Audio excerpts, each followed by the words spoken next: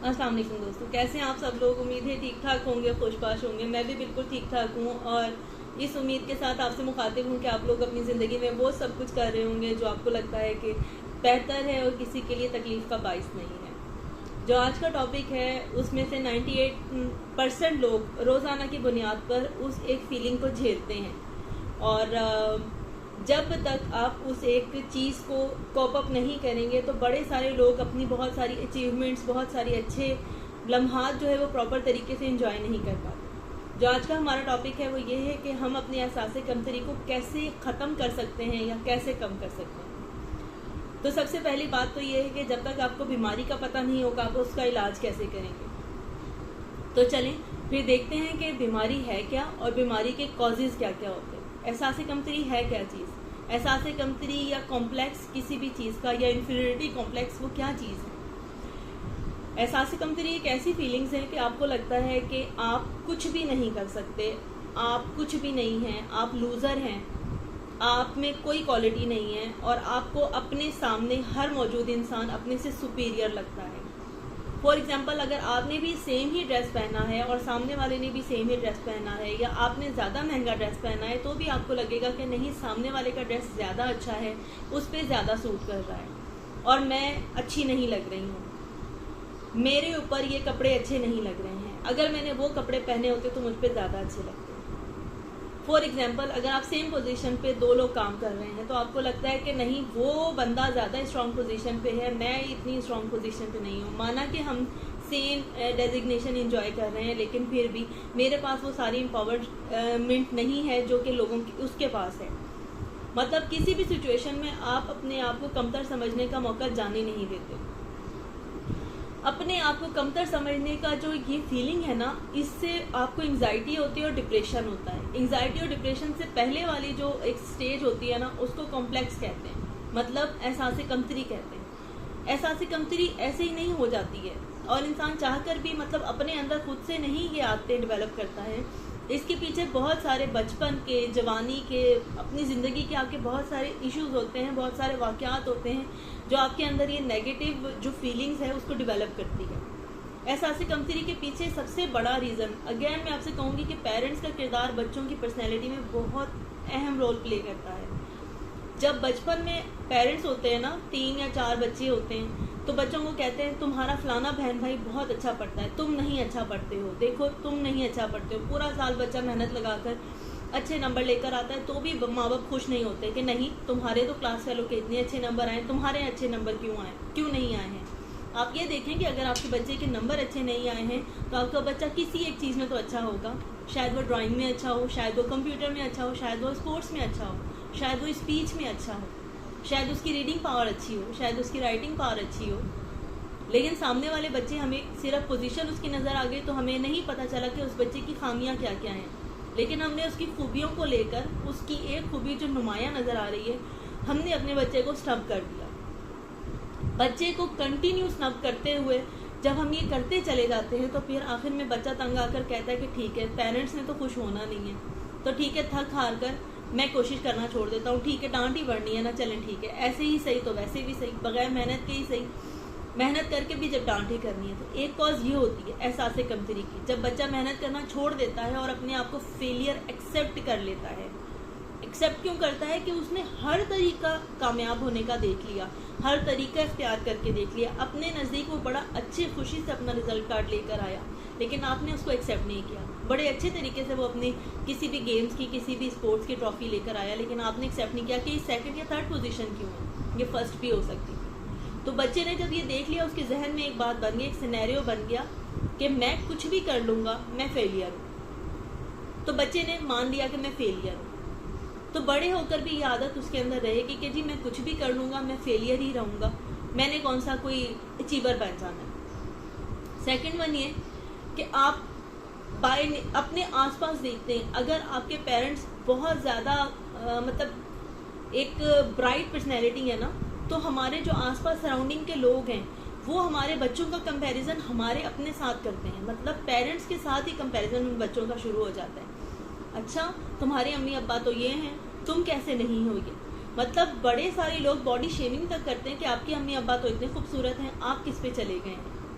बच्चा वही कॉम्प्लेक्स में हो जाता है कि उसके लिए तो कंपटीशन घर में ही पैदा हो गया, उसके पैदा करने वाले माँ बाप के साथ ही उसका कंपटीशन शुरू हो गया। हमारे आसपास के लोग ही हमारे बच्चों को ट्रॉमाटाइज करते हैं और हमें उस वक्त अंदाज़ा नहीं होता।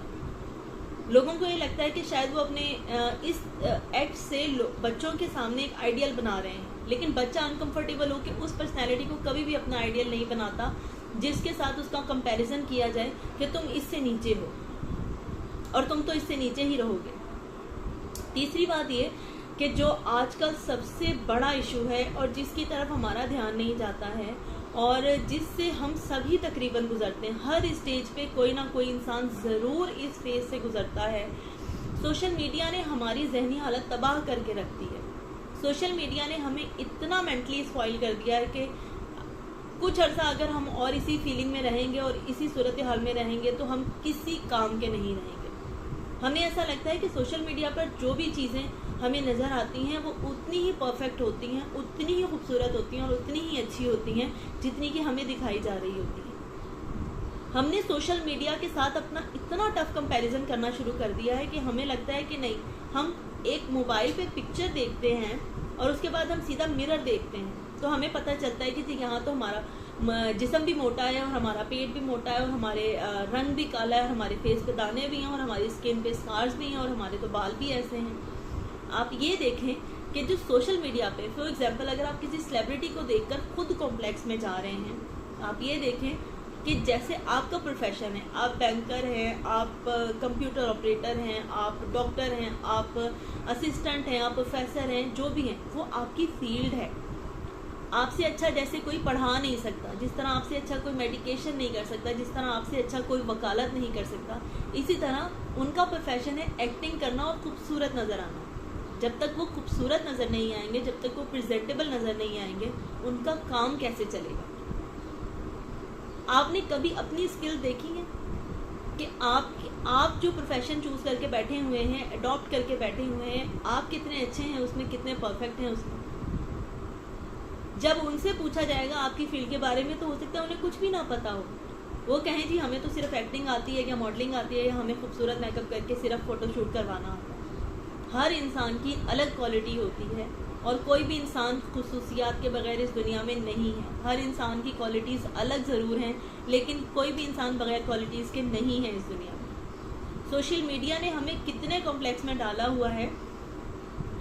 जब भी ये जो प्लेटफॉर्म्स हैं, मतलब ड्रामे हो गए, फिल्में हो गई, इंस्टाग्राम हो गया और बहुत सारे प्लेटफॉर्म्स हैं, आप देखें कि इसमें कितने फ़िल्टर्स यूज़ होते हैं, कितना इनको एडिट किया जाता है, कितना इस पर मेकअप यूज़ होता है, कितनी इसमें एडिटिंग होती है, उसके बाद कहीं जाके ये आपको दिखाया जाता है। और ये उनकी ज़िंदगी का सिर्फ एक पहलू है। आपको कैसे पता कि सोशल मीडिया पे नज़र आने वाली जो पर्सनैलिटीज़ हैं या जो सेलिब्रिटीज़ हैं या जिनको देखकर आप कॉम्प्लेक्स में जा रहे हैं, क्या वो हर वक्त इतना ही तैयार रहते हैं? क्या वो हर वक्त इतने ही खुश रहते हैं? एक बड़ा मेन रीज़न जो होता है ना हमारे बीच में कॉम्प्लेक्स का, लोग अपनी आउटिंग की और अपनी हाइटिंग की और इस तरह की होटलिंग की पिक्चर्स अपलोड कर देते हैं तो हम बड़ा कॉम्प्लेक्स में चले जाते हैं और अपने घर वालों से लड़ना शुरू कर देते हैं कि जी लोग तो अपनी ज़िंदगी में ये सब कुछ करते हैं। लोग सारा दिन होटलों में नहीं बैठ के खाना खाते, लोग सारा दिन पिकनिक प्लेसेस पे बैठ के आउटिंग नहीं करते हैं, लेकिन अपनी ज़िंदगी का वो वाला मोमेंट कैप्चर करके ज़रूर अपलोड कर देते हैं। लेकिन देखें कि बाकी के 24 घंटे या हफ्ते के 7 दिन या महीने के 30 दिन वो क्या कर रहे हैं। वो भी आपकी तरह नॉर्मल ज़िंदगी गुजार रहे हैं। मतलब सुबह उठ के वो भी नौकरी पर जाते हैं, खाना खाते हैं और रात को सो जाते हैं। अगर आप चाहें तो आप भी अपनी ज़िंदगी के अच्छे मोमेंट कैप्चर करके अपलोड कर सकते हैं और आप भी किसी और को कॉम्प्लेक्स में डाल सकते हैं। ऐसा नहीं होता कि किसी की ज़िंदगी का एक चीज़ सिर्फ देखकर आप सोचें कि जी ये ऐसा ही है, ऐसा नहीं होता है। हमारी मेंटल कंडीशन को ना डिस्ट्रॉय कर दिया है इस एक सोशल मीडिया ने। हम भी कहीं ना कहीं असरअंदाज होते हैं, हम लोगों पर होते हैं और सोशल मीडिया हम पर होता है। अगर मैं इस टाइम आपको नज़र आ रही हूँ तो इसके पीछे बड़े सारे फ़िल्टर हैं, बड़ी सारी लाइट के इफ़ेक्ट्स हैं, बड़े सारी चीज़ें हैं जिनका मैंने ध्यान रखा है और उसके बाद मैं आपके सामने बैठी। अगर आपको लगे कि जी ये सब कुछ ऐसा ही हर टाइम रहता है तो ऐसा नहीं है। हम भी नौकरी करते हैं, घर के काम करते हैं, बच्चे पालते हैं और हम भी हर टाइम एक जैसे नज़र नहीं आते हैं। जिस दिन हम ये समझ लेंगे उस दिन हमारा जो कॉम्प्लेक्स है वो कहीं ना किसी हद तक कम होना शुरू हो जाएगा। अपने आप को आपने कम नहीं समझना है। अगर आपको लग रहा है कि आप फेलियर हैं तो यकीन करें, अगर आपने खुद को ये मान करके आप फेलियर हैं, कोई काम भी स्टार्ट किया तो आपके फेलियर होने के चांसेस 90% बढ़ जाएंगे। अपने आप को ना, जहन को क्या है, मोटिवेशन क्या है या पॉजिटिव थिंकिंग क्या है, चीज़ों की छोटी छोटी प्रैक्टिसेस हैं। अपने आप को छोटी छोटी चीज़ों की प्रैक्टिस करना है कि मैंने अपने जहन को इन बातों का आदी बनाना है। जहाँ कहीं अपनी फेलियर वाली आपको फीलिंग आ रही है, आप अपने जहन को झटक कर किसी पॉजिटिव थॉट को ला कर तो देखें। आप देखें अच्छा ठीक है, इस दफ़ा मैं कामयाब होकर तो देखता हूँ, कोशिश तो करता हूँ एटलीस्ट। कोशिश करने के बाद अगर आप फेल हो रहे हैं तो उसके लिए आपको तसल्ली है कि चलें कोई बात नहीं, मैंने कोशिश की थी। लेकिन बगैर कोशिश के अगर आपने खुद को फेलियर एक्सेप्ट कर लिया है तो ये आपको ज़िंदगी में किसी भी मौके पर, किसी भी जगह पर कामयाब नहीं होने देगा।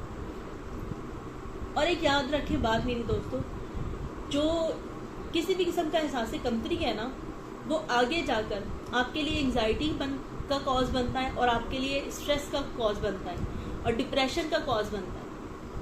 समझ आ रही है आपको? मतलब ना सिर्फ आपकी ये जहनी हालत तबाह करता है बल्कि आपकी ये जिस्मानी हालत भी तबाह करता है। इसमें आपको फिर नींद नहीं आती है। अगर आपकी नींद पूरी नहीं होती है तो आपका मूड चिड़चिड़ा हो जाता है, और अगर आपकी नींद पूरी नहीं हो रही है, आप चिड़चिड़े हो रहे हैं, तो आपका कहीं ना कहीं आपकी जो भूख है, आपकी सेहत है, आपकी बॉडी की और बाकी बहुत सारी चीज़ें हैं वो कंप्रोमाइज़ हो रही हैं। तो जहन का ताल्लुक जिस्म से है और जिस्म रिस्पॉन्ड करता है। आप अगर खुश हैं तो आपका जिस्म आपको अच्छा उसका रिस्पॉन्स देगा, और अगर आप परेशान हैं तो आपका जिस्म आपको उसका भी रिस्पॉन्स बताता है कि जी आपका दिमाग परेशान है, जिसकी वजह से अब मैं ये रिस्पॉन्स कर रहा हूँ। और एक और बात, अगर आप मेरी वीडियो देख रहे हैं तो मैं आपको एक बहुत राज की बात बता दूं कि स्ट्रेस और एंग्जाइटी मोटापे की एक बहुत बड़ी वजह होती है। मतलब अगर हम ये समझते हैं कि एक्सेसिव डाइट अगर मोटापे का रीज़न है तो ये शायद 10% बात ठीक हो, लेकिन इसका 80 या 90% बात ये है कि जो डिप्रेशन में लोग होते हैं, जो स्ट्रेस में लोग होते हैं, जो एंग्जाइटी में लोग होते हैं, जिनकी नींद पूरी नहीं होती है, वो मोटापे की तरफ ज़्यादा जाते हैं। अपनी ज़िंदगी से प्यार करना सीखें। छोटी छोटी प्रैक्टिसेस हैं, मेरे साथ आप भी अपनी ज़िंदगी में आपको पता है कुछ ऐसे तरीके हैं जिनको अगर आप अपनी ज़िंदगी में शामिल करेंगे ना, तो उन प्रैक्टिसेस से आप यकीनन अपने एहसास कमतरी से निकल सकते हैं। आप जिन लोगों को सोशल मीडिया पे फॉलो कर रहे हैं ना, सबसे पहले तो ये देखें कि क्या वो लोग आप में एहसास कमतरी का बाइस बन रहे हैं। मतलब अगर आप किसी ऐसी सेलिब्रिटी को फॉलो कर रहे हैं जिसको देखकर आप खुश तो हो रहे हैं, लेकिन आप में ये ख्वाहिश इतनी शिद्दत से बढ़ रही है कि मतलब ये कितना अच्छा है और मैं कितना बुरा हूँ। अगर किसी को देखकर आपके जहन में ये ख्याल आ रहा है कि मैं कितना बुरा हूँ और मैं इस जैसा कभी नहीं हो सकता, उसको फ़ौरन के फ़ौरन अभी के अभी अनफॉलो करें। क्योंकि जिन को भी आप फॉलो करते हैं या रिपीटेडली देखते हैं तो अल्टीमेटली वो लोग आपकी ज़िंदगी पर, आपके जहन पर असरअंदाज होते ही होते हैं। ठीक है। दूसरी बात ये कि ऐसी चीज़ों को बार बार देखें जो आपको लगता है कि ऐसी चीज़ों को बार बार याद करें जो आपको लगता है कि अल्लाह ताला ने आपकी ज़िंदगी में अच्छा किया है। जब भी आपको लगे ना कि आप फेलियर हैं, आप कुछ नहीं कर सकते, आप कुछ नहीं कर पाएंगे और आपने कभी कुछ किया ही नहीं है, तो अपनी ज़िंदगी में 2-4 ही सही लेकिन ऐसे वाक़यात और ऐसी चीज़ें याद करें जो अल्लाह ताला ने सिर्फ आपको दी है।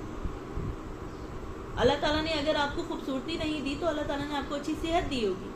अगर अल्लाह ताला ने आपको अच्छी सेहत नहीं दी है तो अल्लाह ताला ने आपको अच्छा रिज़्क दिया होगा। अगर अल्लाह ताला ने आपको रिज़्क लिमिटाइज दिया है तो अल्लाह ताला ने आपको अच्छी नेक सीरत दी होगी, लोगों में आपको इज्जत दी होगी। अल्लाह ताला ने आपको कुछ ना कुछ ऐसा नवाजा होगा। अल्लाह ताला ने आपको नेक औलाद दी होगी, नेक माँ बाप दिए होंगे, अच्छे बहन भाई दिए होंगे, अच्छे दोस्त दिए होंगे, अच्छी कैरियर अपॉर्चुनिटीज़ दी होंगी, और इनमें से कुछ भी नहीं तो खुद को बदलने का एहसास दिया होगा। ऐसे लोगों को फ़ौरन अनफॉलो करें जो आपने एहसास कमतरी का बाइस बन रहे हैं। और ऐसी चीज़ों को देखें सोशल मीडिया पे, अगर आपने अपना टाइम वेस्ट करना ही है तो ऐसी चीज़ों को देखें जो आप में पॉजिटिव करेज पैदा करते हैं। ऐसी चीज़ों को मत देखें जो आप में नेगेटिविटी पैदा करनी है। अपने आप को छोटे छोटे चैलेंज दें कि आज का मेरा ये चैलेंज है कि आज मैंने खुश रहना है। ठीक है, आज मैंने किसी की बात का भी गुस्सा नहीं करना है। कोई एक कैरेक्टर जो आपको गुस्सा दिलाता है या आपको, आप खुद से अहद कर लें कि जी आज मैंने अपने बॉस की किसी बात पे खुद को स्ट्रेस में नहीं डालना है, या किसी कोलीग की बात अगर आपको इरिटेट करती है तो आप छोटे छोटे चैलेंज हैं कि आज का दिन मेरा ये टास्क है कि मैंने इसकी बात का कोई बुरा रिप्लाई नहीं देना है। आज के दिन मैंने इसकी बात को इग्नोर करके देखना है और अपने हवास पे तारी नहीं करना है, और मैंने देखना है कि क्या होगा, ज़्यादा से ज़्यादा क्या होगा। अपने लिए ना सेल्फ एक्सेप्टेंस पैदा करें अपने अंदर कि मैं हूँ, मैं जैसा हूँ, मैं बहुत अच्छा हूँ, बड़े सारे लोगों से बहुत बेहतर हूँ। अगेन, जब आपको लगे कि आप फेलियर हैं या आप किसी काम के नहीं हैं, तो अपने अंदर वो पॉजिटिव चीज़ें देखें जो अल्लाह ताला ने आपके अंदर पैदा की है। ये छोटी छोटी टिप्स हैं, ट्रिक्स हैं, अगर आप इनको अपनी लाइफ में अप्लाई करते हैं तो आप यकीनन एक बेहतर ज़िंदगी की तरफ जा सकते हैं, एक अच्छी ज़िंदगी गुजार सकते हैं।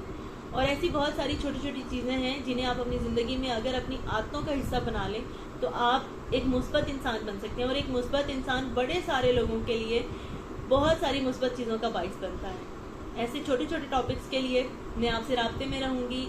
अपना फीडबैक ज़रूर दीजिएगा अगर मेरी बातों से आप इत्तेफाक करते हैं, और अगर इत्तेफाक नहीं भी करते तो भी मुझे फीडबैक ज़रूर दीजिएगा। अपना बहुत सारा ख्याल रखिएगा। तब तक के लिए अल्लाह निगहबान। और एक और बात, अगर चैनल को सब्सक्राइब नहीं किया है तो चैनल को सब्सक्राइब कर लें। ऑब्वियसली ये बिल्कुल फ्री है, लेकिन आपकी सब्सक्रिप्शन मेरे लिए पॉजिटिव फीडबैक होती है। अल्लाह निगहबान।